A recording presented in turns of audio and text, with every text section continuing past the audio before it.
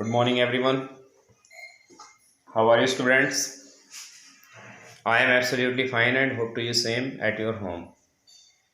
My dear, first of all, I requested to all the students who are seeing the videos at your home, they always try to join all the doubt sessions, all the videos, all the activities, etc. Okay, it's chemistry for class 11th. And our second chapter, atomic structure, has been started. And you have been already watched two videos related to the chapter atomic structure. Last period में हमने atomic number, mass number, isotopes, isobars, isotones, iso electrons, ये सब पढ़े। तो मैं आज starting में आपके लिए क्वेश्चन लेकर के आया हूं मास नंबर से। एक बार थोड़ा सा हल्का आपका रिवीजन हो जाएगा। तो वो किस तरह का क्वेश्चन है, आपसे कहा गया है calculate the number of electrons, protons and neutrons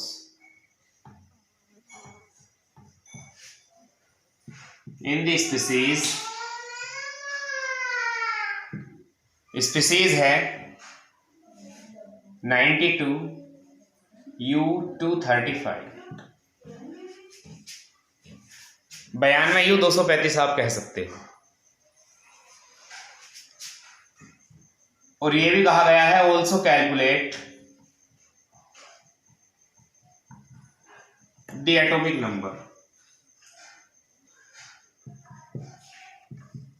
तो सबसे पहले माय डियर चाइल्ड, आपको क्या क्या दिया गया है, आप डायरेक्टली आंसर लिखें। Calculate the number of electrons, protons और एटॉमिक नंबर। आपको अच्छी तरह से पता है number of electrons is equal to number of protons is equal to atomic number. आप इसकी डेफिनेशन अच्छी तरह पढ़ चुके हो। The total number of electrons present in the cells of an atom or the total number of protons present in the nucleus of an atom, that is called atomic number of that element. Atomic number किसी भी element का कितना होगा, जितने उसके अंदर protons होंगे उसके न्यूक्लियस में। और protons is equal to always किसके होते हैं, नंबर ऑफ इलेक्ट्रॉन्स के। जितने प्रोटॉन्स होंगे उतने ही इलेक्ट्रॉन्स होंगे। तो यहां ये तीन चीजें हैं, number of electrons is equal to number of protons is equal to atomic number. तो नंबर ऑफ इलेक्ट्रॉन्स की बात करते हैं हम, या number of protons are is equal to always atomic number से। और एटॉमिक नंबर आप यहां पर देख सकते हैं 92 है। जब एटॉमिक नंबर बराबर होता है किसके, प्रोटॉन्स के, तो आप एटॉमिक नंबर 92 लिखें। तो नंबर ऑफ प्रोटॉन्स ऑलरेडी 92 और नंबर ऑफ इलेक्ट्रॉन्स कितने होंगे, 92, क्योंकि इलेक्ट्रॉन उतने ही होते हैं जितने कि प्रोटॉन होते हैं। प्रोटॉन किसके इक्वल टू होता है, एटॉमिक नंबर के। अंडरस्टैंड। अब आपको एक चीज यहां पर कैलकुलेट करने से और रह गई, और वो है न्यूट्रॉन्स। वो कैसे कैलकुलेट करेंगे, नंबर ऑफ न्यूट्रॉन्स। उसके लिए आप फॉर्मूला लगा लीजिए। एक आपका फॉर्मूला होता है A is equal to Z plus N।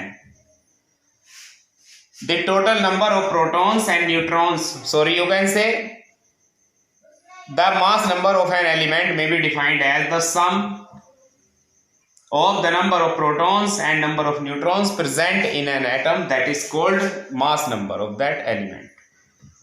So what is atomic number here? यही काम कीजिए, आपको n कैलकुलेट करना है तो फॉर्मूला आपका A माइनस Z बन जाएगा। तो n is equal to A की वैल्यू आप कैलकुलेट कर लें। यहाँ पर A है, मास नंबर है 235, माइनस Z कितना है, Z है 92। आप इसको सब्ट्रैक्ट कर लीजिए, 3 बच गए यहाँ पर। ओके, और 23 में से 9 चले गए, आप कितने बच गए, आपके पास 14 बच गए।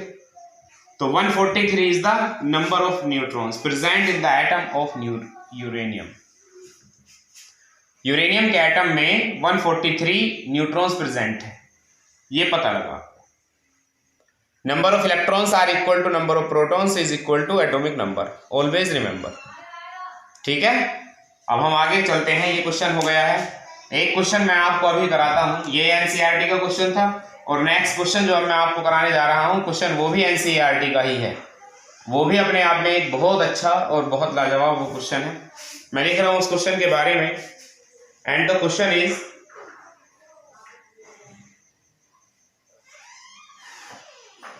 the number of electrons, protons and neutrons in a species. Question is the number of electrons, protons and neutrons. The number of electrons, protons and neutrons in a species are equal to, in a species are equal to 16, 16 and 18। ये question है, और फिर आपसे calculate करने के लिए कहा गया है 18, 16, 16 है, सॉरी 18, 16 and 16, और फिर आपसे कहा गया है assign the proper symbol in the species, assign the proper symbol of the species। कि जो स्पीसीज है उसका सिंबल आप असाइन कीजिए, यानी कि उसका जो सिंबल है वो आप बताइए किस तरह का सिंबल इसके अंदर हो सकता है। तो क्वेश्चन बेहद आसान है और बड़ा ही इंटरेस्टिंग यहाँ पर क्वेश्चन है। नंबर ऑफ इलेक्ट्रॉन्स आपको दिए गए हैं, आप नोट कर सकते हैं number of electrons is equal to, इसी तरह number of protons is equal to, इसी तरह से number of neutrons is equal to. तो नंबर ऑफ इलेक्ट्रॉन्स कितने हैं आपके पास? इलेक्ट्रॉन्स है आपके पास 18, नंबर ऑफ प्रोटॉन्स है आपके पास 16 और नंबर ऑफ न्यूट्रॉन्स ऑल्सो 16। ये क्वेश्चन आपके पास में है। Electron, protons and neutrons in species assign to 18, 16 and 16 respectively. अब आपसे पूछा गया है कि इसका एक प्रॉपर सिंबल बना करके दिखाइए। तो इसका सिंबल आप कैसे बनाओगे बताइए? आपके पास नंबर ऑफ इलेक्ट्रॉन्स है 18 है, नंबर ऑफ प्रोटॉन्स है 16 है, नंबर ऑफ न्यूट्रॉन्स है 16 है। तो इस कंडीशन में आप पहले ये पता लगा लीजिए कि नंबर ऑफ प्रोटॉन्स हमेशा किसके बराबर होते हैं? नंबर ऑफ प्रोटॉन्स किसके बराबर होते हैं? Number of protons always equal to number of electrons. लेकिन यहाँ नंबर ऑफ इलेक्ट्रॉन्स बराबर नहीं है। Number of protons and number of electrons are not equal to one another, एक दूसरे के इक्वल नहीं है number of protons and number of electrons. तो इस कंडीशन में आप क्या करोगे? या तो इलेक्ट्रॉन यहां पर प्रोटॉन्स डोनेट कर दिए गए, समझिए आप भाई ये दोनों बराबर नहीं होने का मतलब क्या है? इन दोनों के बराबर होने का मतलब ये नहीं है, ये है कि या तो यहां से प्रोटॉन डोनेट किए गए हैं या फिर यहां को इलेक्ट्रॉन्स एक्सेप्ट किए गए हैं। बस दो ही कंडीशन है। तो मैं आपको बता देना चाहिए, would like to tell you one thing that my dear child, protons कभी भी डोनेट नहीं किए जाते, इलेक्ट्रॉन्स हमेशा एक्सेप्ट किए जाते हैं। इसका मतलब कि इस स्पीसीज ने यहां 2 इलेक्ट्रॉन्स एक्सेप्ट किए थे, यानी कि जितने प्रोटॉन्स होंगे उतने ही इलेक्ट्रॉन्स होंगे। अगर प्रोटॉन 16 है तो यहाँ इलेक्ट्रॉन भी 16 ही रहे होंगे, लेकिन यहाँ 2 इलेक्ट्रॉन्स इसने एक्सेप्ट कर लिए, तभी तो 18 हो गए। अंडरस्टैंड? तो इस कंडीशन में क्या है, जब इसने 2 इलेक्ट्रॉन्स नेगेटिव यहां पर एक्सेप्ट किए तो 2 यूनिट का नेगेटिव चार्ज इसके ऊपर आएगा। तो जितने प्रोटॉन्स होते हैं उतने इलेक्ट्रॉन्स दिखाइए। प्रोटॉन कितने हैं यहां पर 16, तो इलेक्ट्रॉन भी कितने होंगे? 16 ही होंगे। तो एटॉमिक नंबर कितना होगा? वो भी 16 ही होगा। और एटॉमिक नंबर 16 किसका होता है? सल्फर का होता है। और अब इसके यहाँ पे आप क्या कैलकुलेट करने वाले, यहाँ पे आप क्या दिखाने वाले हो? इसका एटॉमिक मास यानी मास नंबर दिखाने वाले हो। तो मास नंबर कैसे निकलेंगे आप? A is equal to Z plus N होता, जेड ये रहे और एन ये रहे, 16 16 32, तो आप 32 ऊपर दिखा दीजिए, ये रहे। अब क्योंकि इस सल्फर ने क्या काम किया था, पहले ही 2 इलेक्ट्रॉन एक्सेप्ट कर लिए थे, तो 2 यूनिट का नेगेटिव चार्ज आप दिखाओगे। This is the proper sign, this is the proper symbol for such type of species. तो थोड़ा ध्यान रखना है, कभी भी प्रोटॉन्स ना तो कभी प्रोटॉन्स एक्सेप्ट किए जाते हैं और ना कभी प्रोटॉन्स डोनेट किए जाते हैं। जितने प्रोटॉन्स होंगे एटॉमिक नंबर उतना ही होगा। इलेक्ट्रॉन्स में चेंज हो सकता है, इलेक्ट्रॉन्स डोनेट किए जा सकते हैं, इलेक्ट्रॉन्स एक्सेप्ट किए जा सकते हैं, लेकिन प्रोटॉन्स ना कभी एक्सेप्ट किए जाएंगे और ना कभी डोनेट किए जाएंगे। अगर यहां पर आपके प्रोटॉन्स है 16 तो समझ लीजिए कि इलेक्ट्रॉन भी 16 ही रहे होंगे। वो एक अलग बात है कि यहां पर इसने जो गड़बड़ की होगी, यानी 2 इलेक्ट्रॉन यहां इसने एक्सेप्ट किए हैं, जो कि आपको देख लिया है आपने। ठीक है, इस तरह का ये क्वेश्चन था, नोट कीजिए इसको भी। कई बार आपसे इलेक्ट्रॉन, प्रोटॉन और न्यूट्रॉन कैलकुलेट करने के लिए दे देता है, कई बार आपको इस तरह से इलेक्ट्रॉन, प्रोटॉन, न्यूट्रॉन दे देता है और आपसे कहता है कि आप कैलकुलेट करके बताइए। होमवर्क के तौर पर आपको वर्क मिलेगा कल, लेकिन उससे पहले मैं अपने आपको जो है एक और नए टॉपिक की तरफ लेकर के जाता हूं, जो कि हमारे सिलेबस का काफी इंपॉर्टेंट टॉपिक है, और उस टॉपिक का नेम है wave nature of electromagnetic radiations. ठीक है, और electromagnetic theory, you can say electromagnetic wave theory.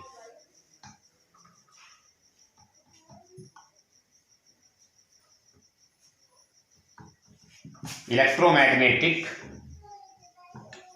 Wave theory, ठीक है।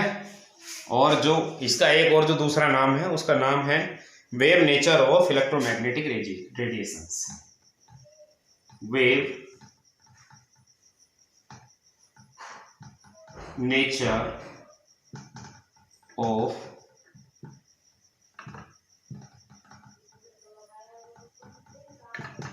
इलेक्ट्रोमैग्नेटिक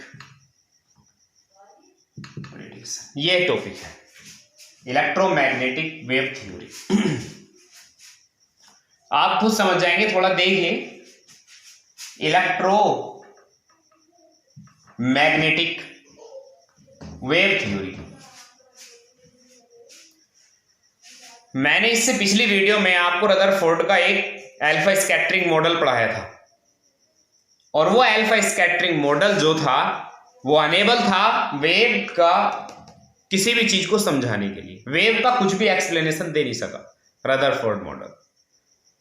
मींस उसके अंदर इतने सारे ड्रॉबैक्स थे, बहुत सारे ड्रॉबैक्स थे, यानी वेव का वहां पर जिक्र तक नहीं है।